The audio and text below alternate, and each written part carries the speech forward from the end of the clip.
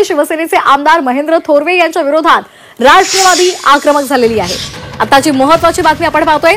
आमदार महेंद्र थोरवे यांच्या विरोधात राष्ट्रवादी आक्रमक झालेली आहे। आमदार महेंद्र थोरवेंवर गुन्हा दाखल करा अशी मागणी त्यांनी केलेली आहे। राष्ट्रवादीच्या सुधाकर घारे यांनी खोपोली पोलिसांना त्या संदर्भातलं पत्रही पाठवलंय। थोरवे यांनी संभाजी राजेंचा अवमान केला असा आरोप करण्यात आलाय। कर्जतचे शिवसेना आमदार महेंद्र थोरवे यांच्यावर गुन्हा दाखल करावा अशी मागणी सुधाकर घारे यांनी केलेली आहे। तसं पत्रच त्यांनी खोपोली पोलिसांकडे पाठवलेलं आहे।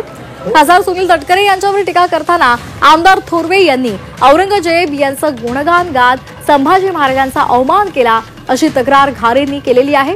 औरंगजेब यांनी छत्रपती संभाजी महाराजांसंदर्भात केलेलं कृत्य आजच्या तरुणांसाठी प्रेरणादायी असल्याचं आमदार थोरवे म्हणाले होते। दरम्यान महेंद्र थोरवे यांचं हे विधान नेमकं काय होतं पाहूयात। छावा चित्रपट आपण साऱ्यांनी पाहिला असेल।